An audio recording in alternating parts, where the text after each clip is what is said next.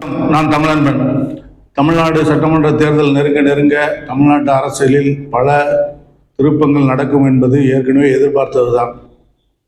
இப்பொழுது யாரும் எதிர்பாராத இன்னொரு திருப்பம் நிகழ்ந்து கொண்டிருக்கிறது. அது அதிமுகவில் திருமதி சசிகலா அவர்கள் திடீரென்று ஒரு விஸ்வரூபம் எடுத்து தனியாக தேர்தலை சந்திப்பது என்கிற முடிவை எடுத்திருக்கிறார் என்கிற தகவல் தான் தமிழ்நாட்டு அரசியலில் இப்பொழுது பெரிய பரபரப்பாக பேசப்பட்டு கொண்டிருக்கிற தகவல். 2021 தேர்தல், 2024 நாடாளுமன்ற தேர்தல் ஆகிய 2 தேர்தல்களிலும் அவர் அமைதியாக ஒதுங்கி இருந்தார். ஒரு கடைசி நேரத்தில் அவர் ஒரு தீவிரமான நிலை எடுப்பார் என்று எல்லோரும் எதிர்பார்த்து கொண்டிருந்த போது அவர் தேர்தல் நேரத்தில் ஒதுங்கினார். தேர்தலில் நான் போட்டியிடவில்லை, யாருக்கும் ஆதரவில்லை என்கிற மாதிரி அவர் அமைதியாக ஒதுங்கி போனார். அதற்கு காரணம், ஜெயலலிதா மறைவுக்கு பிறகு அவர் முதலமைச்சராக பொறுப்பேற்கிற நேரத்தில் ஒன்றிய அரசின் சதியால் அவர் முதலமைச்சராக பொறுப்பேற்க முடியாமல் போனது. அதனால் அவர் சிறைக்கும் செல்ல நேர்ந்தது. அந்த நேரத்தில் அவர் எடப்பாடி பழனிசாமியை முதலமைச்சராக ஆக்கிவிட்டு சிறைக்கு சென்றார். சிறைக்கு சென்று 4 ஆண்டுகள் சிறைவாசம் முடிந்து திரும்பி வரும் பொழுது ஒட்டுமொத்தமாக நிலைமை மாறியிருந்தது.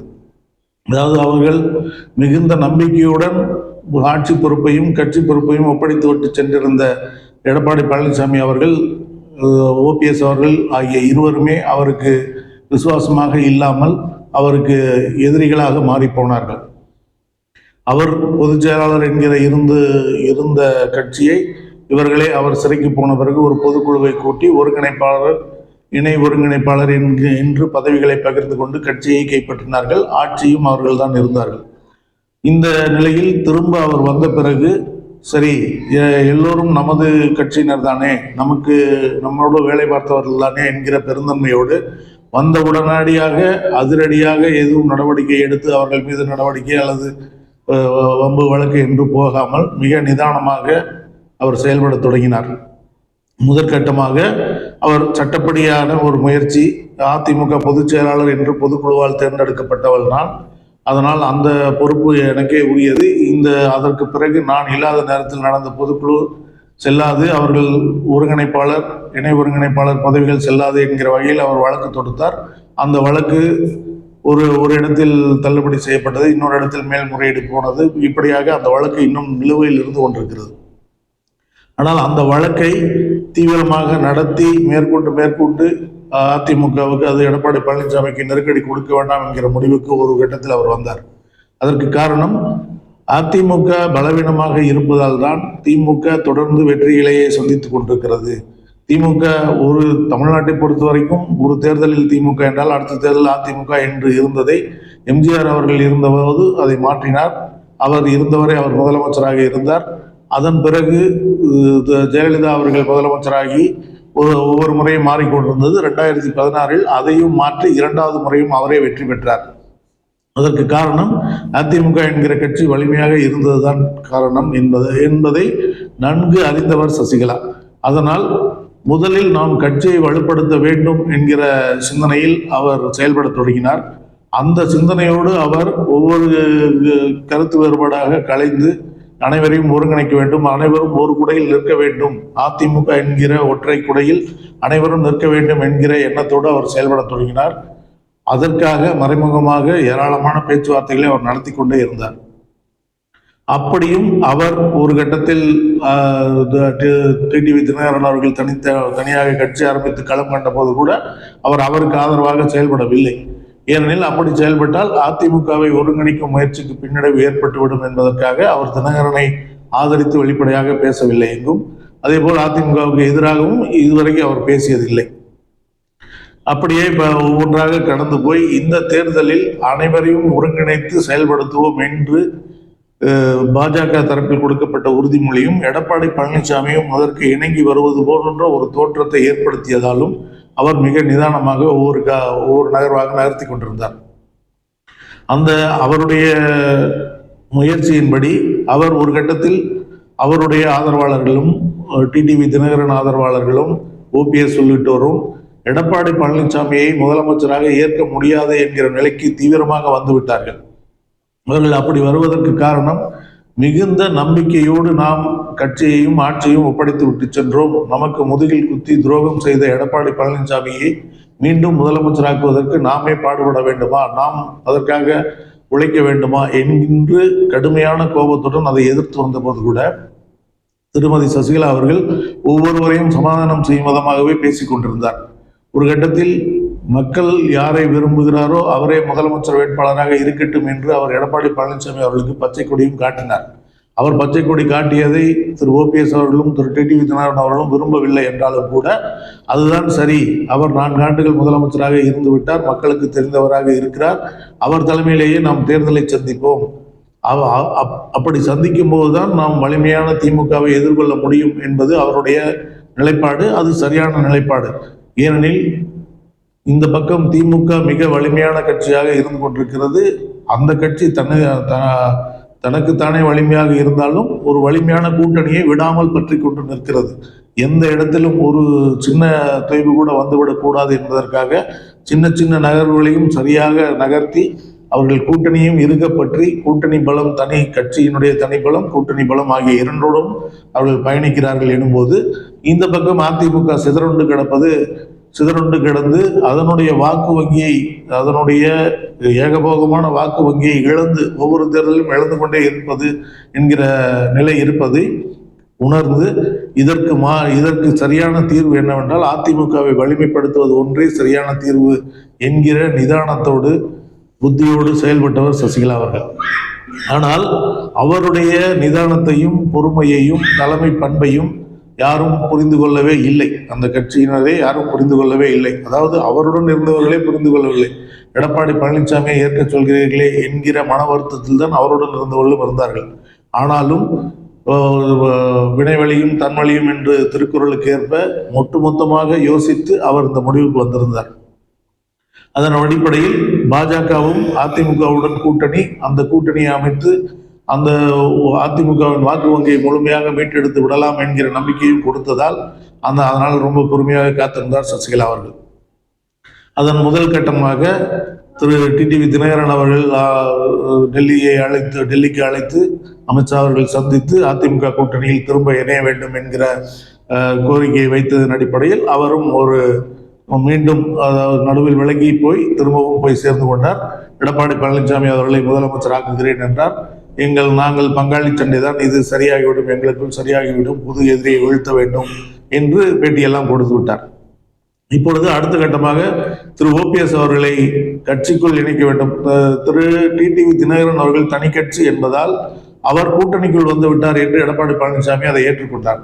இப்பொழுது அடுத்ததாக திரு ஓபிஎஸ் அவர்களும் திருமதி சசிகலா அவர்களையும் சேர்ப்பதென்றால் இவர்களை கட்சி உறுப்பினராகத்தான் சேர்க்க வேண்டும். கட்சி உறுப்பினராக அவர்களை சேர்த்தாலே அது நம்முடைய பதவிக்கு ஆபத்தாக முடிந்துவிடும் என்று எடப்பாடி பழனிசாமி தீவிரமாக நம்புகிறார். இவர்கள் எந்த நிபந்தனையும் இல்லாமல் சேர்கிறேன் என்று சொன்னாலும் கூட அதை நம்ப அவர் தயாராக இல்லை. ஏனெனில் சசிகலா அவர்களுடைய ஆளுமை குறித்து திரு எடப்பாடி பழனிசாமி அவர்களுக்கு நன்கு தெரியும் என்பதால் சசிகலா அவர்களை கட்சியில் சேர்க்கவே கூடாது என்கிற நிலைக்கு அவர் வந்தார். அதேபோல் திரு ஓபிஎஸ் அவர்கள் வந்தாலும் நமக்கு இணக்கமாக இருக்க மாட்டார், எதிராக செயல்படுவார் என்பதுதான் அவருடைய கூற்றாக இருந்து கொண்டிருக்கிறது. அதனால் திரு ஓபிஎஸ் அவர்களையும் திருமதி சசிகலா அவர்களையும் அவர் சேர்க்கவே முடியாது என்று பிடிவாதம் காட்டப் போக கடைசி தேர்தல் நெருங்குகிற நேரத்தில் பாஜகவும் அதை ஏற்றுக்கொண்டு இந்த தேர்தலிலும் நீங்கள் அமைதியாக இருங்கள் என்பது போல் சசிகலா அவர்களிடம் பேசியதாக சொல்லப்படுகிறது. இதனால் இவ்வளவு நாள் பொறுமையாக காத்திருந்த சசிகலா அவர்கள் வெகுண்டெழுந்து இந்த முறை அப்படி பொறுமையாக காத்திருக்க முடியாது, நான் கிட்டத்தட்ட ஒரு 7-8 ஆண்டுகள் பொறுமையாக காத்திருந்து விட்டேன், ஆனால் எந்த நிலையிலும் அவர்கள் சரியாக செய்யவில்லை, கட்சியை நாங்கள் பார்த்து வளர்த்த கட்சி, வெற்றி கோட்டையில் நட்டு வச்சிருந்த வெற்றி கோட்டையில் அமர்ந்திருந்த கட்சியை இன்று நடுத்தரவில் நிறுத்தி இருக்கிறார்கள், அப்படி என்னால் விட்டுவிட முடியாது என்று தீவிரமாக நான் களமிறங்கப் போகிறேன் என்று அறிவித்து விட்டார். அவர் கட்சி வலிமையாக இருக்க வேண்டும் என்கிற ஒற்றை நோக்கத்தில் அவர் இந்த வேலையை செய்கிறார். அவர் சொன்னது இதுதான், நான் இல்லாமல் அந்த கட்சி வலிமையாக இருந்தால் கூட நான் அமைதியாக பார்த்து கொண்டு மகிழ்ச்சி அடைந்து போய்விடுவேன், ஆனால் கட்சியையும் வீணடித்து ஆட்சியையும் வீணடித்து எல்லா அவப்பெயர்களையும் சம்பாதித்து இந்த கட்சியை நம்பி காலகாலமாக இயங்கிக் கொண்டிருந்த தொண்டர்கள் மன உளைச்சல் அடைந்து நேற்று முளைத்த புதிய கட்சிக்கு வாக்களிப்பேன் என்று என் காதுபடவே பேசுகிற ஒரு இழிநிலைக்கு இந்த கட்சியை கொண்டு வந்து விட்டு விட்டார்கள். எனவே இனி பொறுப்பதில்லை என்று முடிவெடுத்ததாக சொல்கிறார்கள். இதன் அடிப்படையில் அவர் அதிமுக பாஜக கூட்டணியில் இணையாமல் தனித்து போட்டி அவருடைய ஆதரவாளர்களுடன் கலந்து ஆலோசித்துக் கொண்டிருக்கிறார். என்ன முடிவு என்பதை இன்னமும் அவர் அறிவிக்கவில்லை. ஆனாலும் அவருடைய நடவடிக்கைகள் போகும் போக்கை பார்க்கும்போது அவர் திரும்ப எல்லா தொகுதிகளிலும் 234 தொகுதிகளிலும் தனித்து போட்டி அல்லது தென் மாவட்டங்களில் 60-70 தொகுதிகளில் வேட்பாளர்களை நிறுத்துவது என்கிற இடத்தை நோக்கி அவர் சென்று கொண்டிருப்பதாக அங்கிருக்கும் தகவல்கள் தெரிவிக்கின்றன. அவர் அவ்வாறு செய்யும் பட்சத்தில் அவர் ஒரு கட்சியாக பதிவு செய்து அதை செய்ய போகிறாரா, அல்லது ஒரு அணி என்று உருவாக்கி கொண்டு அந்த அணியின் அடிப்படையில் எல்லா வேட்பாளர்களையும் சுயேட்சை வேட்பாளர்களாக நிறுத்தி அவர்களுக்கென்று ஒரு பொது சின்னத்தை கேட்டு பெற்று அப்படி நிறுத்தப் போகிறாரா என்பதெல்லாம் குறித்து தீவிரமாக ஆலோசனைகள் நடந்து கொண்டிருக்கின்றன என்று சொல்கிறார்கள். எது எப்படி இருப்பினும் இந்த முறை ஒரு அதிமுக பாஜக கூட்டணி இணைந்திருப்பதும், அதிமுகவும் பாஜகவும் கூட்டணி அமைத்திருப்பதும், அதில் பாமக அன்புமணி பாமகவையும் சேர்த்திருப்பதும், அடுத்தடுத்து டிடிவி தினகரன் அவர்களையும் சேர்த்திருப்பதும், இப்படி கொஞ்சம் கொஞ்சமாக அந்த கூட்டணி வலிமையாகி கொண்டே போகிறது என்கிற ஒரு நிலை இருந்தது. இன்னும் முழு வலிமை அடைய வேண்டுமானால் ஓபிஎஸ் அவர்களும் திருமதி சசிகலா அவர்களும் அந்த கூட்டணியில் நின்றால், அந்த கூட்டணிக்கு ஆதரவாக பேசிவிட்டால் அது முழு வலிமையை பெற்றுவிடும் என்பதுதான் அரசியல் நோக்கர்களின் கருத்தாக இருந்தது. ஏனெனில் எந்த மாநிலத்திலும் எங்கும் சரி, மாநிலமாக இருந்தாலும் ஒன்றியமாக இருந்தாலும், ஒரு ஆளுங்கட்சியின் மீதான அதிருப்தியை அறுவடை செய்கிற இடத்தில்தான் எதிர்க்கட்சிகள் இருக்கின்றன.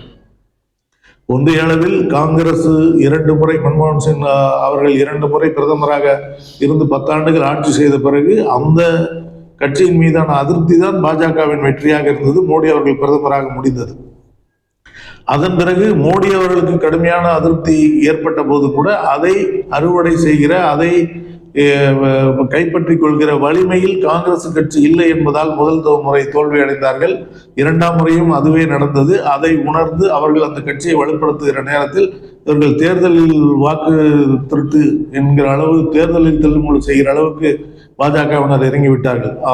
ஆளுங்கட்சியின் அதிகாரத்தை வைத்துக் கொண்டு அதற்கான வழிமுறைகளை கண்டறிந்து தேர்தல் ஆணையத்தை கையில் வைத்துக் கொண்டு 3வது முறை அவர்கள் வெற்றி பெற்றார்கள் என்பதுதான் பொதுவான கருத்தாக இருந்து கொண்டிருக்கிறது.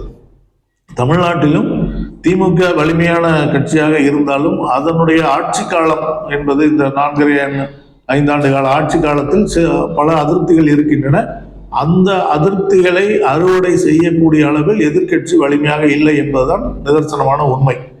திரு பழனிசாமி அவர்கள் 4 ஆண்டுகள் முதலமைச்சராக இருந்த பிறகும், அதற்கு பிறகு 5 ஆண்டுகள் அந்த கட்சி தலைவராக இருந்த பிறகும் கூட அவருக்கு அந்த தலைமை பண்பு என்பது துளியும் இல்லை என்பதுதான் அவருடைய ஒவ்வொரு பேட்டியிலும் செயலிலும் தெரிந்து கொண்டிருக்கிறது.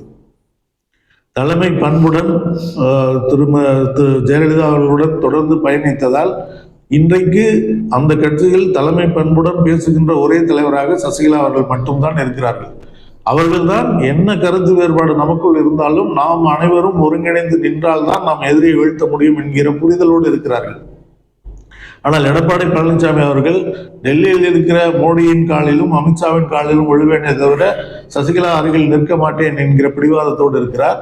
திரு ஓபிஎஸ் அவர்களும் மோடியின் காலிலும் அமித்ஷா காலிலும் விழுந்தாலும் விழுவேனே தவிர, நான் நேற்று வந்த விஜயுடன் போய் நின்றாலும் நிற்பேனே தவிர எடப்பாடி பழனிசாமியுடன் இணங்கி போக மாட்டேன் என்கிற எண்ணத்தில் இருக்கிறார்.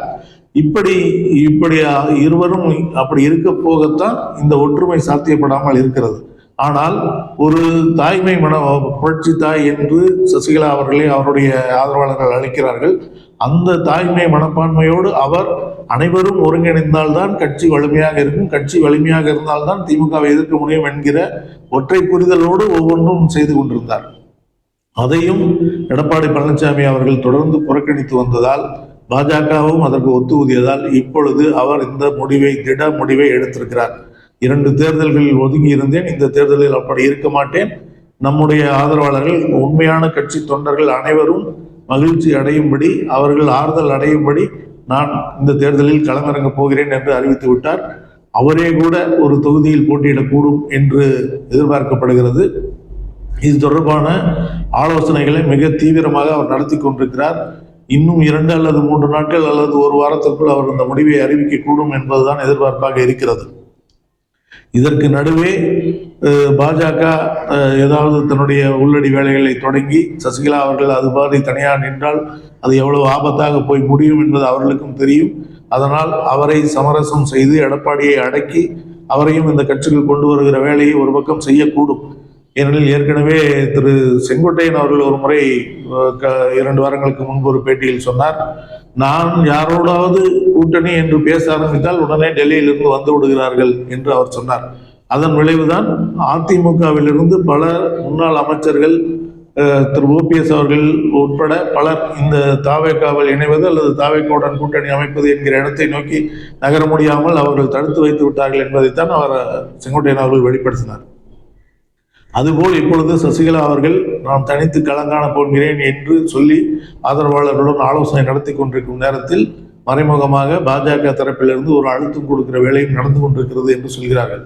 ஆனாலும் இந்த முறை அனைவரும் ஒருங்கிணைந்து ஒற்றையாக ஒருமித்த குரலுடன் அதிமுக கூட்டணியை அதிமுகவை ஆதரித்து திமுகவை எதிர்க்க வேண்டும் என்கிற நிலையை ஏற்படுத்தாவிட்டால் நான் அதிமுகவை மீட்பதற்காக இந்த இடத்தில் இறங்கித்தான் ஆக வேண்டும் என்று அவர் திடமாக சொல்லிவிட்டதாக தெரிகிறது. ஏனெனில் இந்த சட்டமன்ற தேர்தலிலும் அதிமுக தோல்வி அடையுமானால் இப்பொழுது உள்ள நிலைப்படி அதிமுக தோல்வி அடையத்தான் போகிறது. எவ்வளவு சட்டமன்ற உறுப்பினர்கள் கிடைக்கப் போகிறார்கள் என்பதுதான் கேள்வியுடைய ஆட்சி பொறுப்பை ஏற்கிற அளவுக்கு அந்த கட்சி வெற்றி பெறாது என்பதுதான் இப்போதைய கணிப்பாக இருக்கிறது. இந்த நிலையில் இந்த சட்டமன்ற தேர்தலிலும் அதிமுக தோல்வி அடைந்தால் அது சிதறு தேங்காய் போல் சிதறொன்று போய்விடும், பல்வேறு சிதறல்கள் ஆகிவிடும். அந்த கட்சியை நம்பி யாரும் தொடர மாட்டார்கள். அந்த இடத்தை ஒரு பாஜக பிடித்துவிடும் அல்லது நேற்று முளைத்த விஜய் கட்சி பிடித்துவிடும் என்கிற அச்சத்தை ஏற்படுத்தக்கூடிய ஒரு சூழல் தமிழ்நாட்டில் நிலவுகிறது. இதனால் இந்த தேர்தலிலும் நான் பின்தங்கி இருந்தால் அதிமுகவை காப்பாற்ற முடியாமல் போய்விடும். நான் நிச்சயம் அதிமுகவை காப்பாற்றுவேன், அதற்கான அனுபவமும் தெம்பும் திராணியும் என்னிடம் இருக்கிறது என்று திருமதி சசிகலா அவர்கள் களமிறங்கி இருக்கிறார்கள். அவருடைய இந்த போக்கு தொடர்ந்து நடந்து அவருடைய எண்ணத்தை ஈடேற்றினால் நிச்சயமாக இந்த முறை அவர் ஒரு கணிசமான வாக்குகளை அவர் பெற முடியும். சில சட்டமன்ற உறுப்பினர்களை கூட அவரால் பெற முடியும் என்பது பொதுவான கருத்தாக இருக்கிறது. தென் மாவட்ட மக்களின் கருத்தாக இந்த கருத்து இருக்கிறது. அப்படி செய்யும்போது தேர்தலுக்கு பிறகு அனைவரும் சசிகலா தலைமையை ஏற்று ஒருங்கிணைவார்கள், அதிமுக வலிமை அடையும் என்பது அந்த கட்சியினரின் சசிகலா ஆதரவாளர்களின் கருத்தாக இருக்கிறது. நடைமுறையை பார்த்தால் அதுதான் சரியாகவும் தோன்றுகிறது. பொதுவாக நாம் ஒரு அரசியல் பார்வை வெளியிலிருந்து பார்க்கும்போது அது ஒருங்கிணைவதுதான் தமிழ்நாட்டுக்கும் நல்லது. ஏனெனில் ஒரு கட்சி மட்டும் வலிமையாக இருந்தால் அது நாட்டு மக்களுக்கு நல்லதல்ல. ஒரு ஆளுங்கட்சி வலிமையாக இருந்தால் அதற்கு வலிமையான எதிர்ப்பை கொடுக்கக்கூடிய எதிர்கட்சி இருந்தால் மட்டும்தான் அந்த நாடு சரியாக போய்கொண்டிருக்கும். அப்படி இல்லாவிட்டால் இன்று ஒன்றியத்தில் நடந்து கொண்டிருப்பது போல் தான் தோன்றித்தனமாக தான் நினைத்ததையெல்லாம் செய்ய முடியும். ஒரு மாநிலத்தை ஒரே நாளில் இல்லாமல் ஆக்கி 3 யூனியன் பிரதேசங்களாக மாற்ற முடியும். ஒரு காலங்காலமாக தொடர்ந்த ஒரு சட்டத்தின் பெயரை மாற்ற முடியும். அமெரிக்காவிடம் கொண்டு போய் ஒட்டுமொத்தமாக நாட்டை அடகு வைக்க முடியும் என்று நினைத்த காரியத்தை எல்லாம் செய்து கொண்டிருப்பார்கள். அது வெகு மக்களுக்குத்தான் துன்பமாக முடியும். ஆட்சி கட்டிலில் இருக்கிற அவர்களுக்கு ஒரு துன்பமும் இல்லை. அவர்கள் மக்கள் பணத்திலேயே செல்வ செழிப்போடு வாழ்ந்து மறைந்து போவார்கள். ஆனால் ஒவ்வொரு நாளும் அன்றாட வாழ்வையே நடத்தி கொண்டிருக்கிற மக்கள் தான் அந்த துன்பத்துக்கெல்லாம் ஆளாகிறார்கள். அதனால் ஒரு நாடு, ஒரு மாநிலம் என்றாலும் நாடு என்றாலும் ஆளுங்கட்சியும் எதிர்கட்சியும் வலிமையுள்ள கட்சிகளாக இருந்தால்தான் அந்த மாநிலம் சிறப்பாக செயல்பட முடியும் என்பதால் அதிமுக வலிமை பெற வேண்டும் என்பதும் அதற்கான ஒரு சரியான முன்னெடுப்பை திருமதி சசிகலா அவர்கள் எடுத்திருக்கிறார்கள் என்பதும் ஒரு ஆரோக்கியமான விஷயமாக இருக்கிறது. இது தொடர்ந்து வலுப்பெற வேண்டும் என்பதுதான் பொதுவான அரசியல் நோக்கர்களின் கருத்தாக இருக்கிறது. என்ன நடக்கிறது என்று பொறுத்திருந்து பார்ப்போம். நன்றி.